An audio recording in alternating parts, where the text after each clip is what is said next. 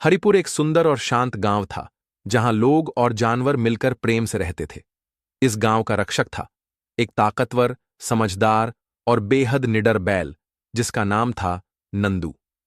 नंदू गांव के हर खेत में काम करता, बच्चों को अपनी पीठ पर बैठाकर घुमाता, और जब भी कोई खतरा आता, वह सबसे आगे खड़ा मिलता। लेकिन गांव के पास ही था एक घना जंगल। उस जंगल में रहता था एक खूंखार शेर। वह जंगल का राजा था, मगर आजकल जंगल में शिकार कम हो गए थे। भूख और गुस्से से तड़पता शेर एक दिन सोचने लगा, अब जंगल में कुछ नहीं बचा। आज मैं गांव जाऊंगा, वहां बहुत जानवर हैं, आज दावत होगी। और फिर एक सुबह, जब सूरज हल्का हल्का उग रहा था, गांव की गलियों में अचानक एक जोरदार दहाड़ गूंजी। शेर गांव में आ गया था। गायें, बकरियां, मुर्गियां सब इधर उधर भागने लगीं। लोग डर से अपने घरों में छुप गए। गांव में चीख पुकार मच गई।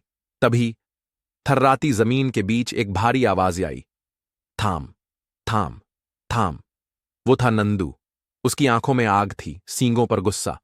उसने शेर को घूरते हुए कहा, यह गांव है, जंगल नहीं। यहां तू राजा नहीं, सिर्फ एक शिकारी है, और तेरा शिकार अब तुझ पर भारी पड़ेगा। शेर गुर्राया और बोला, तू एक बैल है और मैं शेर। और फिर शेर ने छलांग लगाई, लेकिन नंदू तैयार था। उसने अपने पैरों को जमीन में जमाया, और जैसे ही शेर पास आया, एक जोरदार टक्कर। धूल का बादल उठा, पक्षी उड़ गए, जानवर चुप हो गए। जब धूल छटी, शेर जमीन पर पड़ा था, थका, हारा और डरा हुआ। नंदू आगे बढ़ा, उसकी आंखों में दया थी। उसने कहा, जंगल में रहो, जंगल के नियमों में। गांव में डर नहीं, इज्जत चलती है। शेर चुपचाप उठा और बिना कुछ कहे जंगल की ओर भाग गया, और कभी गांव की तरफ नहीं आया।